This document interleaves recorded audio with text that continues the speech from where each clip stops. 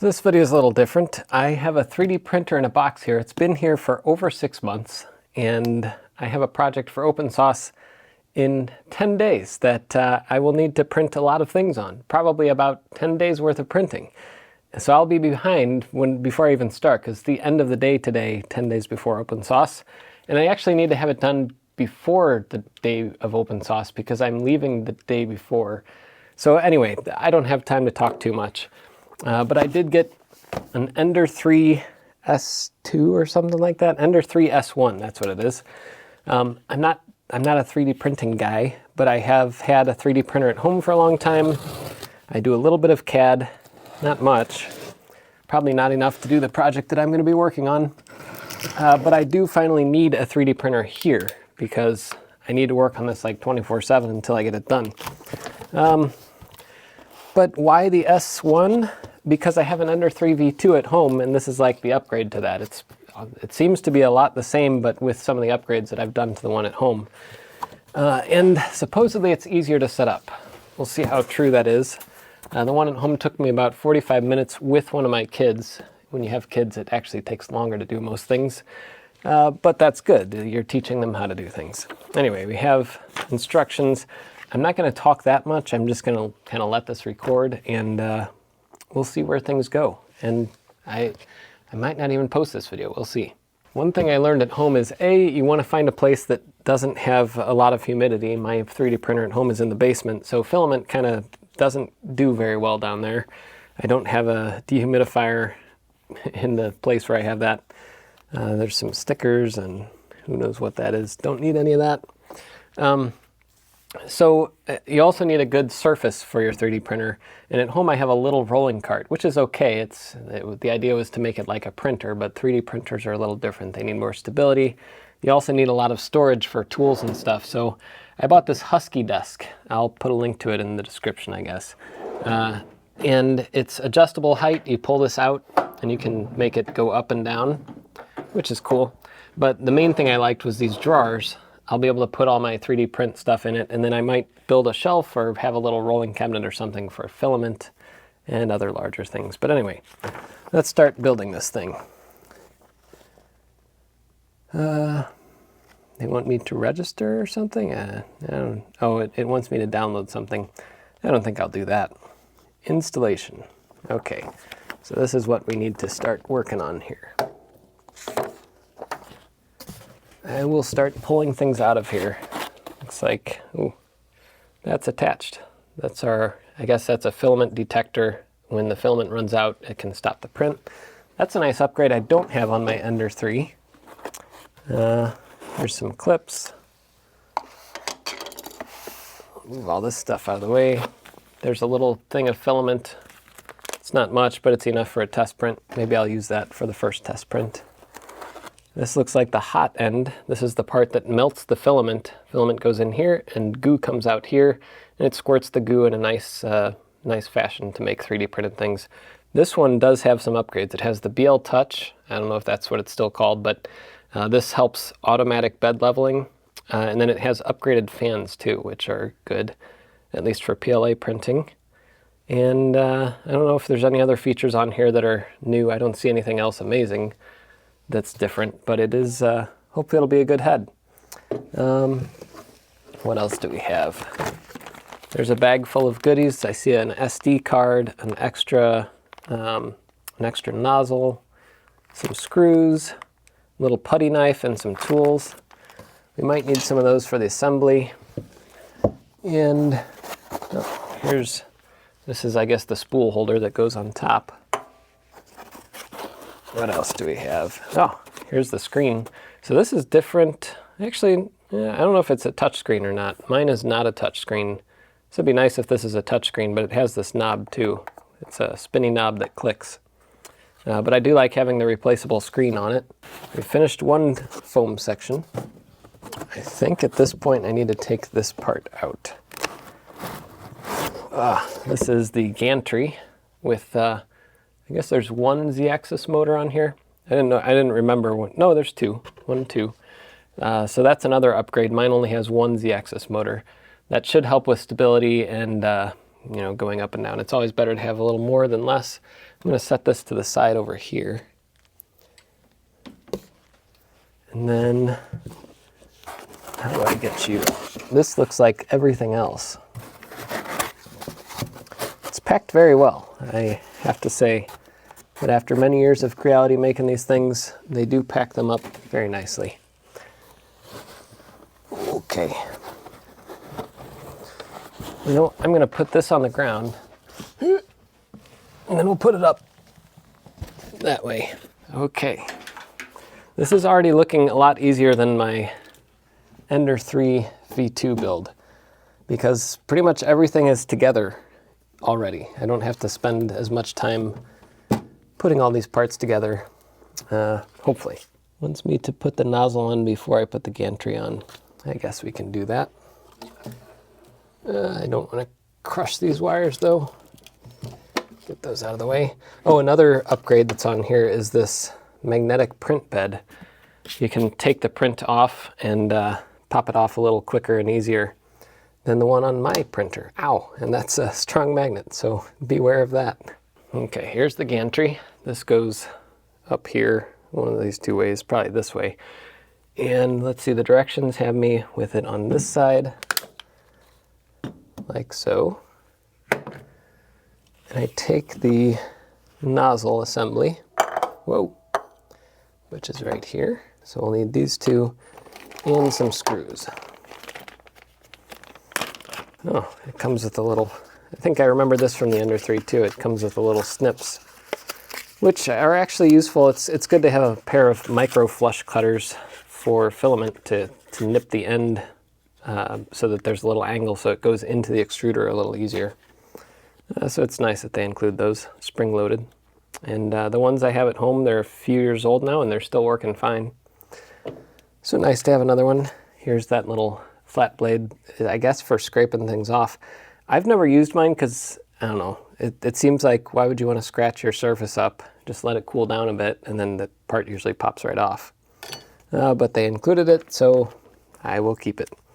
This is the extra little nozzle. Hopefully I won't need that for a while. This is a storage card and card reader with a little Chinese on it. But there's just an SD card there that probably has a test print on it. It's 8 gigs. Probably not a very fast SD card, but it is what it is. Here's some sets of screws. So you got bigger ones, smaller, and ooh, even the smallest ones. And these are the M3x6. It has labels on here, M3x6. Those are the ones. We're going to use those. So I'll start throwing things away here. I have my little Linus Tech Tips screwdriver, but I'm going to see if their tools are just as easy and fast to use, but it's nice to have the ratcheting mechanism sometimes for things where you need more torque or just need to sit there spinning it a lot. So I'm going to see what size bit these are. Screws. Ah, well, there they are. Came with 5 of them. How many do I need? It needs 4, so there might be 1 spare, or there might be another one going somewhere else. Let's see if this is the right size. There it is. Good job, Linus. You have the right bit size. So now the question is, how does this go on? It looks like it goes like this.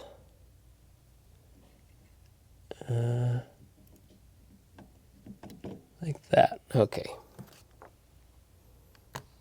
Oh, and there's grease on those long drive screws. Now the grease is on my fingers. Okay, we have 4 of these. I'm not going to tighten them, I'm just going to loosely get them on here. Just enough that they start to snug.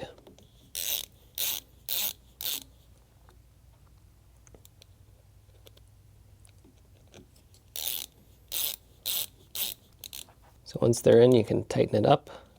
I'm not going to make it like crazy tight, but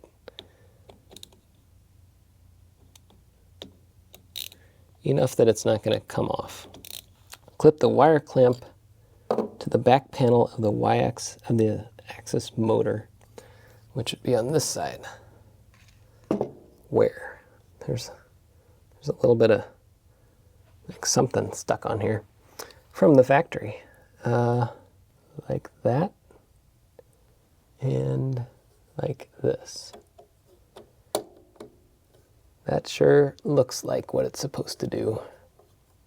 And the wire will clip into there and go up and down. Okay, step 2.2, gantry frame. These go into these holes from underneath, so this will be fun. And these ones, M5 by 45, yep. With spring washers. All right, well, that's the print head, which is hopefully not going to be damaged by me banging it around a little bit. But we need to get this. We need to get these two together. Man, I'm glad I'm not recording this for like a big time video. Recording things for YouTube is not as easy as you think it would be. When you watch a video, a good video with a tutorial on how to do something and you actually learn how to do it, those videos take a lot of time to make, especially if they look nice. I appreciate that a lot when I see that from somebody. This is not that kind of video. This is the hopefully I don't break something video. Oh, which these could break. I don't know the easiest way to do this. I could. Okay. I don't want to smash all this stuff up. How do you do this if you're one person working with this? Like in here it just says like have it hover off the desk and you can screw things in. That's not how reality works though. What I'm going to try to do is set that there, and then now I want it to hover like it is in this illustration so I can put the screws in from underneath, but that's not happening. So I think what I'll do, it's very precarious just leaving it like that. I'm going to try to get a screw started on each side, so let's see if I can do this without breaking anything. There's got to be a better way, and I'm sure in the comments someone will be like, oh, you should just put the confabulator on there first. But that's not what I'm doing. Except now I'm realizing unless I tighten this all the way, I can't set it back down on this side, otherwise that screw's going to gouge the table. And that's not the right size. I should have seen what size I need before I did all this.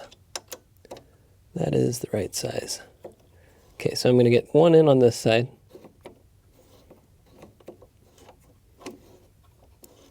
Not tight, just finger tight, kind of gently tightened.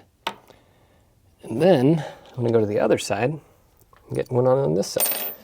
Once I have one on each side, then I can lift it up and not feel like I'm going to drop everything down and break it before I even use it. Okay. Get in there. Why are you not going in perfectly? Okay, now it's going in if I tighten it a little bit more. While I have this up, I might as well get another one in here.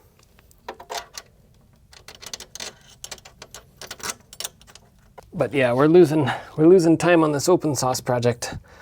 I always tell myself, when you're going to a live event, don't plan on doing a bunch of things, and then I end up doing a bunch of things.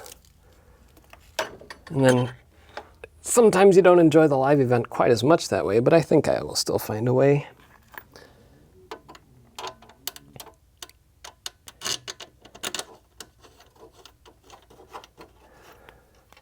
Also, procrastination is the absolute best way to get a lot of things done. Unfortunately, it's the things that don't have to get done that get done. Like this week, I've published 3 videos. Normally, I do 1 or 2 in a week. And I can count that to just trying to not work on this open source project. I will love the project once I'm done with it. But that's how procrastination works for me. In the 11th hour, you do all the work. And then an hour afterwards, that's when the real work begins. Display installation, right? Yep. Okay, we need to put this on. And And M4 by 18. Start putting this in.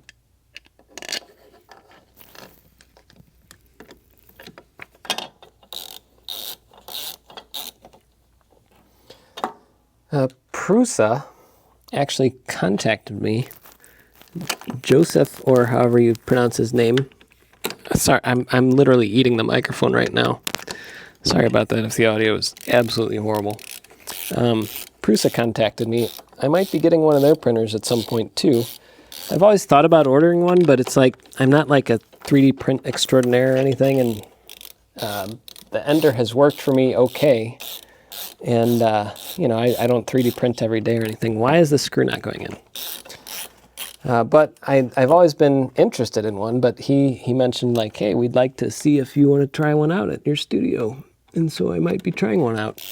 I have another printer too that I don't know if I'll have set up in time for OpenSauce, but it's here. It's called the Positron V3.2. And I talked to the guys at Positron. They're going to be at OpenSauce, which will be fun. Where is that? Man, these are kind of tight spaces. Oh, now this screw's stripping. Anyway, the Positron is a portable upside-down 3D printer. It's very cool, extremely cool. And the second I saw it, I was like, I want that. And I told him basically, I'm not a 3D printing channel. It's going to take me a little time to get around to it because it's, you know, it's more like a Voron in terms of how long it takes to put together and get tuned in. But it is a very unique 3D printer. I'm sorry about eating this microphone. And man, they put these screws. I guess I could lift up the side here. It's still is a little tight quarters here. But it doesn't say to plug it in. But I would presume you want to actually plug in the display so it works, which I'll do right now. There we go. Not a bad design. It's a little, I don't like that. There's no like positive retention. Oh, now it is. Okay. There's something there because now it's stuck in there. Material rack. That's this guy. With this. That goes in, well, let's see. First I want to put it on. It looks like it goes this way, like that. Okay. And this goes in here and tightens up. And you just put it in. No, it's not that easy. Okay, well, I guess that works. Wiring time. 24 port pin port to the adapter board of the nozzle. I'm assuming that it's this guy. Okay, we need to be a little careful about cable management here, I guess. But this goes in here.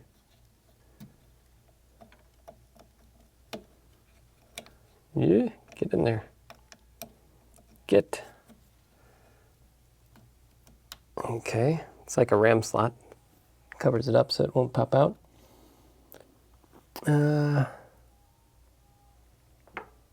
There's a ice cream truck outside.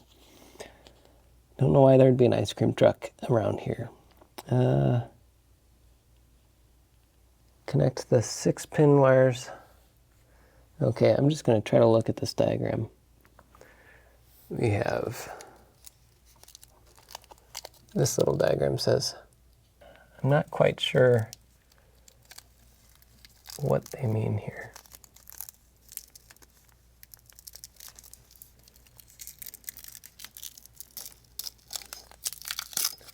It says fit it in the clamp with the marking and the sleeving, and there's the clamp. I don't see a marking. I guess they mean like where this is, where this was, which was here.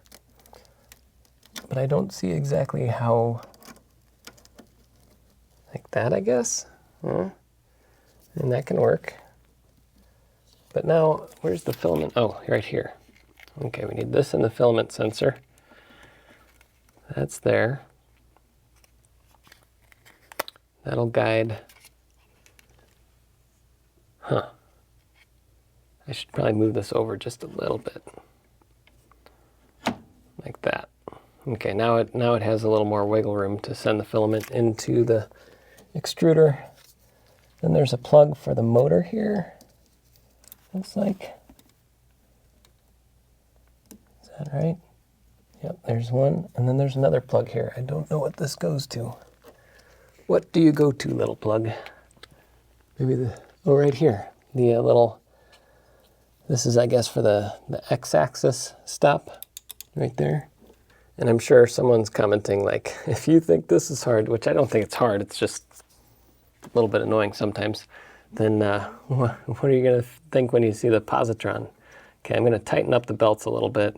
That's probably later in the guide, but give it make them so that they are slightly tight, but also have a little give to them. It's something that you just have to do test prints and figure out on your belts using like an XY block to figure out which belts you might need to tighten or loosen. This one feels good. This one's still a little bit loose. So there's a belt here and a belt here, and then is there a belt for the, I don't think there's a belt. Yeah, here it is for the Z-axis. And that one feels good too.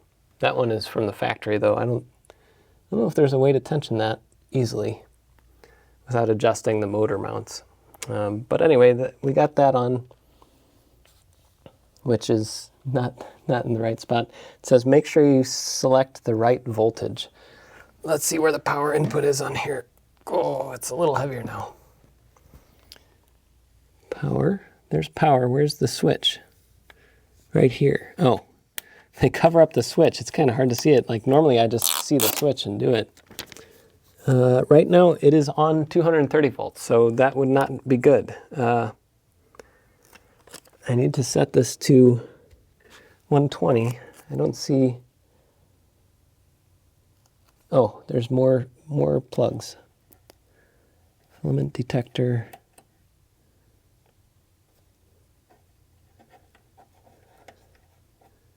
There's the Z-axis motor here.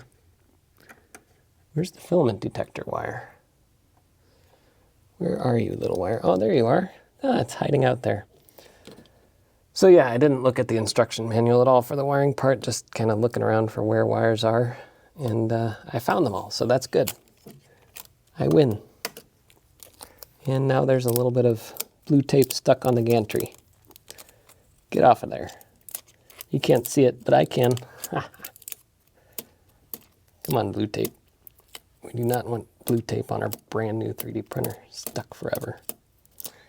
And there's more of that weird shmoo. Okay. We need to switch this selector back here, which I don't know. Oh, I'm going to lift up and see. How do you switch it? You just, there we go. 115 volt. Okay, now it's safe for use in North America. Leveling. Looks like that's all the setup. That was not bad at all. That's a lot easier than the under 3. Except there's some more screws left. I don't know what these are for. These are T-bar screws for putting something in the T-bar, but I don't have anything else to put in the T-bar. So I'm not sure what the extra screws there are for. I will hold on to them, put them in a little, I'll save one of these baggies and put all the extra screws in it. It's time to do a test print, but it is too late to do that tonight. So I will come back. Oh, I need to plug you in, little filament connector. The filament detector connector. Comes with a little port cover. I guess there's an expansion interface, which I presume is just power, but it might have some other things in it too. And I don't know where the main board is. I think it's under this part, maybe. There's a card reader and USB-C. So that's that. I'm going to plug it in, but I'm not going to turn it on today. Because if I turn it on, I'll be tempted to sit here and work on a test print, and I got to get home to dinner. Because my wife is with the kids, and I'm sure they're driving her mad at this time of day because she's working on dinner, and they're probably like coming from outside, and they want to continue playing, but it's like, well, you can't start a new thing because it's about dinner time, but let's get this plugged in at least. And we'll end this part of the video, and next time you see me, I will be in a different outfit. And where's the plug? Oh, it's upside down here. Ow.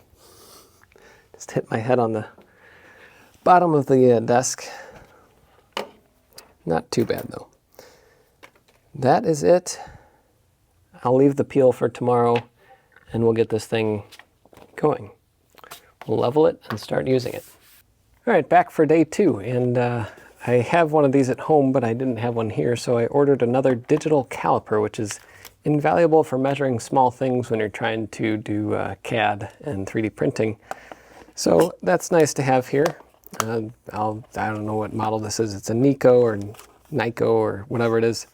And I've had one at home, the same model, for like 5 years, and I really like it. So I have the same one here. I also bought this magnetic power strip. I was going to get some LTT magnetic power strip adapters, and the system just turned on. You can still hear me though. It's okay. This is not like a world premiere amazing movie, although those aren't that good anyway these days. But a magnetic power strip. I want to see if this works, and this is all metal down here, and we'll see if I can get this on here. So we have a power strip to hang on this desk. Oh, well, that's you can't see that because I'm down below the screen, but oh wow, that's really strong actually. Yeah. Okay. Be careful if you buy one of these. These magnets are actually a lot stronger than I expected. Okay, there we go. And I just realized the actual power cord is not long enough to reach the outlet that's over there. When I planned out this space, I didn't even think about putting an outlet on this wall. There's no outlet on this entire wall, so go figure. I'll have to do that at some point. I'll get an electrician to come out here and put a few more outlets places that I should have put them. But I switched the power to 115 volts. That's very important when you buy anything from a company that manufactures overseas, even if they manufacture here. Check the power supply voltage. And that should be good. We'll level the bed soon. These knobs here are for doing a leveling of the bed, but then after that, this BL Touch can also get a precise leveling of the entire bed platform. Please follow steps of auxiliary leveling, auto leveling, Z-axis compensation. Let's turn it on and see what happens.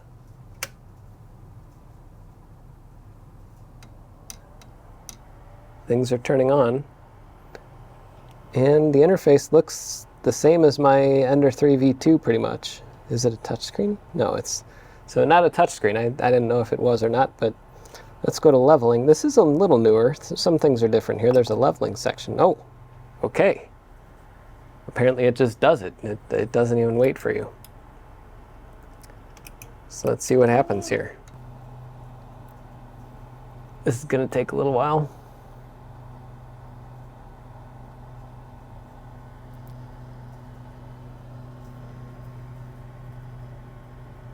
Everything sounds good though. You know what? There's a plug here. This plug is not plugged into anything. I think I have forgotten to plug something in somewhere. I don't know what it's for. Z. Uh-oh. I didn't plug in the Z-axis. Oh shoot. Let's turn this off. That would not be good if my Z-axis is not plugged in. That is the problem here. Okay. Oops. So there's two Z-axis motors, and I only had one plugged in. That would be a bad thing. All right, let's try this all over again. Ooh, that's fun. There's a little purple LED inside of the BL Touch. It's not that loud. There is a fan, it sounds like, on the main board down there, so that is a little annoying. I might have to see about swapping that with something a little quieter. But these 3D printers are not silent, so don't put one in a studio like this. I'm going to move this out into the front office area, which is not intended to be quiet like the studio. But when you have a 3D printer, you have to get used to it makes noise. Like there's 4 or 5 small fans on it, and there's just no way to not make noise. I'm still seeing little bits of, it's like, I guess glue or something that they had. Little flecks of it all over this thing. not perfectly clean from the factory. Oh, look, it's doing something. Oh, look at that cute little thing. I don't have the BL Touch set up on my home printer, so it'll be nice to have one here. How many points will it do? It did one in the middle, one here. Is it going to do 4 across? Yep, it's going to do 4 across. It'll probably do a grid of that, so 16 points or something like that. Now, a question in the comments for anybody that does more 3D printing than I do. When you have a printer like this that's set up for the BL Touch, are you still supposed to do a manual bed leveling before you do a leveling, or is this okay? Like, I'm guessing the bed is very slightly out of square, and I would assume that you'd want to have it as square as possible before doing a leveling, but I don't know. Like I said, I'm not a 3D printing channel. I just use a 3D printer at home, and I have it dialed in pretty well. And now I have one here too, which is nice. I'm going to move this camera over in front of here. That way we can get a view of everything that happens. And maybe I'll set up a time lapse too. Sorry for the shakiness here. Let's get that going just on here.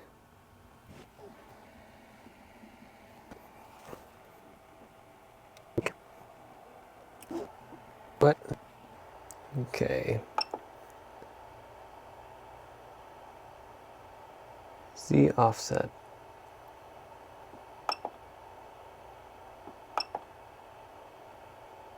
Ooh, laser engraving. Is there a way you can put a laser engraver on here? That could be fun. Auxiliary leveling. Nope, nope, don't want to do that. There's no way to cancel the bed leveling once you start it. It says, please follow the steps of auxiliary leveling, auto leveling, z-axis compensation. The thing is, I don't see anything for that in here. This turns into Spanish, and then lots of other languages. So I don't know. I don't see any steps of that, but I would assume, oh, please refer to the attached electronic instructions for leveling steps. That's a service card. There's stickers, leveling tip. I don't see anywhere where it says like, oh, there's auto home. Let's do that. Okay, we're going to do auto homing. This is how we do it at home. We home at home. Okay.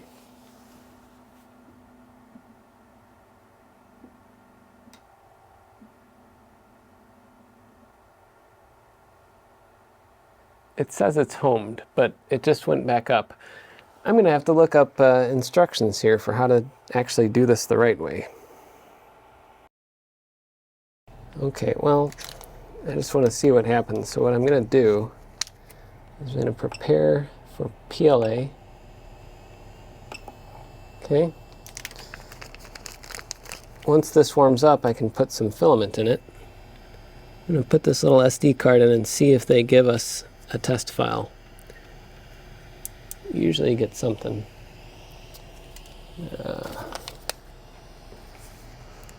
No, it has a peel.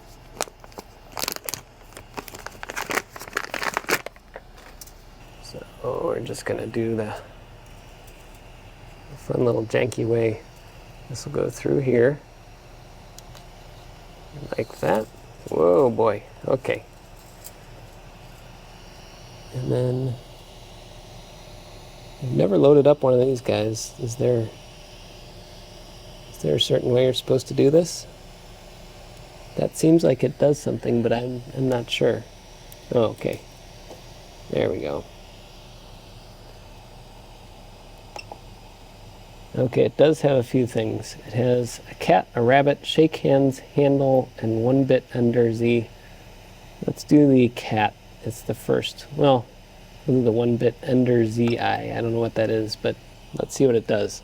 End to end, most things are working. Well,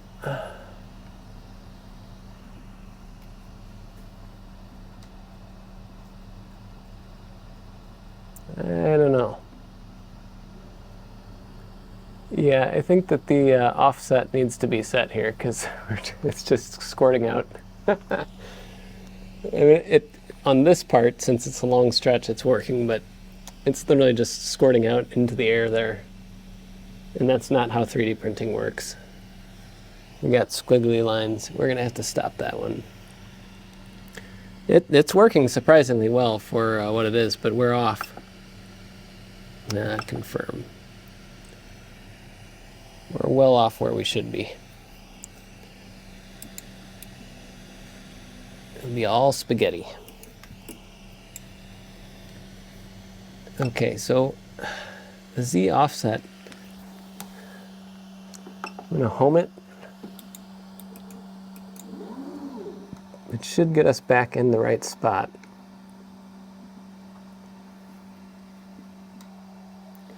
Okay.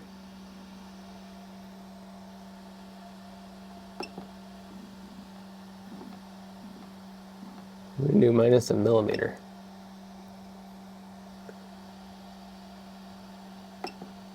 Let's see if that works.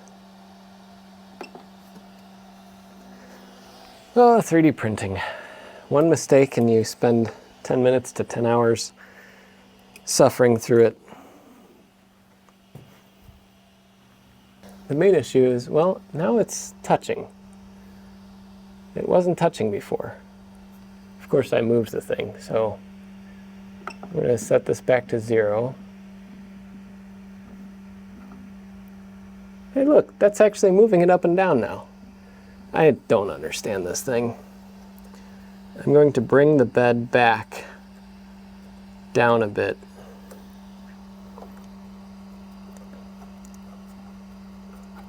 Just so I can get this calibrated. I'm going to bring the bed back down by tightening these all up. And then I'm going to try to get it level by hand. And I can see there's a slight warping in the middle. So, the first time that you set up your 3D printer, at least most of them, I don't know if the Bambu Labs is better about this, you want to start with a level base. You know, sometimes people are like, I can just let the auto leveling handle it. But I like to have it all nice and level from the get-go. So I'm going to set this back to heat. Control, temperature, bed temperature. We'll set it to 50 again. Okay. And then I want to do leveling again. But well, you know what I want to do though? I'm going to go to prepare, Z offset, and bring it down. Okay, this is actually working this time. So bring it down until we're pretty much touching. Now, disable the stepper so I can move this over. And we're going to do a measurement in the front. Okay, now this is working.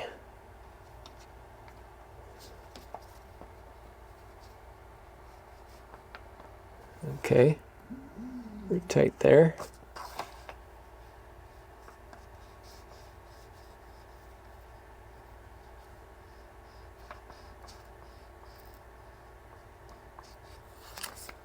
Good there.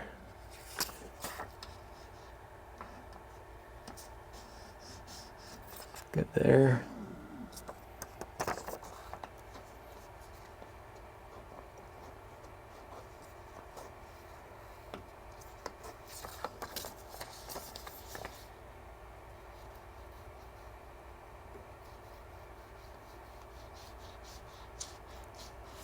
And I like to go around the corners at least 2 times. On this first leveling, I'll do it a few times because I want to get this as level as possible, and it could be that one corner's up a little bit, and when you go on that corner, it messes up the other 4. Okay, we're to the point where it's pretty spot on. The corner's still a little bit up.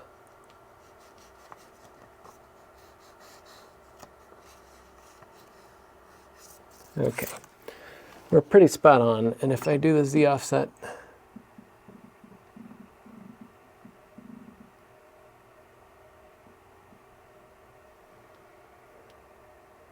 I'm doing the Z offset so I can just see the faintest bit of light under that head. Okay, now I'm going to re-level and wait again. Okay, we got level, and now it's like it's a little off. Let's change the axis a little bit. Whoops. Prepare, Z offset. This controller's not quite tight in here. It's staying, but it has just this tiny bit of wobble that's kind of annoying. Whoops, nope, we want to go the other way.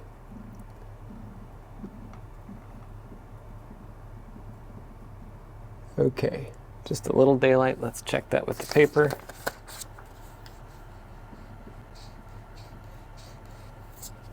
That's good. Now let's check.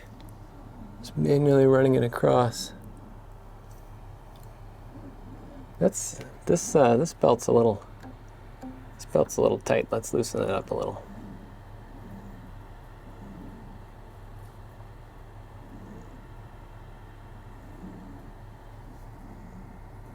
That feels a little bit better. Okay. Sometimes 3D printing can be annoying and try your patience, but I think we're there. I think we can try that test print again. So let's go back here. We'll do the 1-bit Ender Z. I don't know what that is, but we'll see what it is. It's going to print now. It's warming the bed. Actually, you know what?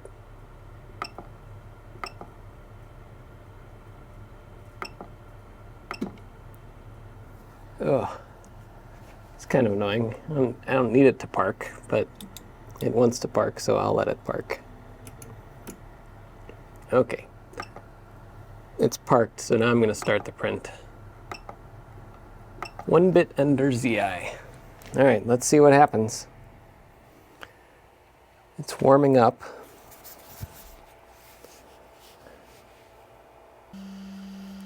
We're almost there, 195, 198, and okay, we're at temperature on the bed and on the hot end. Should start printing soon here.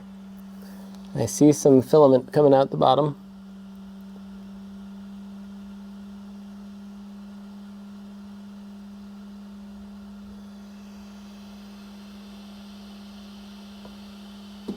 Here we go.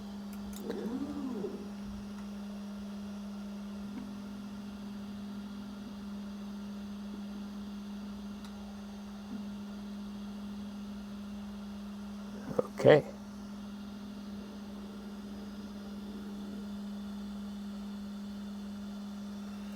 And it's actually printing on the bed this time, which is good. It's good to print on the bed and not in midair.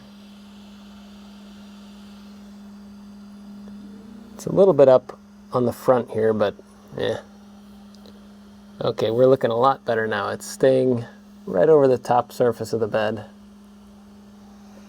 And it is a little thin. I might be a little too low on this. That's where you gotta dial in the Z-axis offset. Yeah, I think I might be just slightly too low.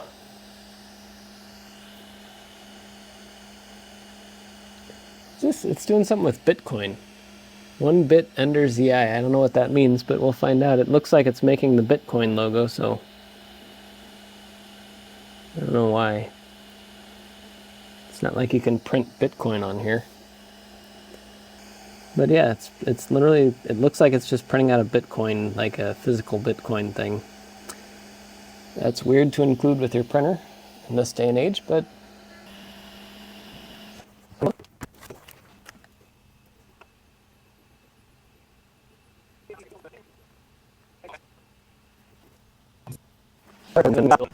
okay. Looks like it's finished. And since the build plate's still pretty hot, things aren't coming off too cleanly yet, but confirm, it says. There, I have confirmed that it printed. So I gotta wait a minute for this to cool off and then I can pop it off. Now, I'm not gonna do any real 3D prints today because I need to design something from scratch for OpenSauce, and the process for that begins now. But it works, and I might need to tweak the, I'll probably need to tweak this just a tiny bit because it's a little bit close and it's kind of pancaking that first layer. But how to set up an Ender 3S1, I guess. I'm gonna have a couple more 3D printers hopefully this year coming into the office, and I might get a different table for them to kind of keep things a little together. I'm gonna be putting these out front. They won't be in the studio, but it was easier to set it up in here today. Anyway, I don't have a YouTube tribute thing for today because I am pressed for time and I didn't even have time to figure out who I'm gonna do, so see you next time.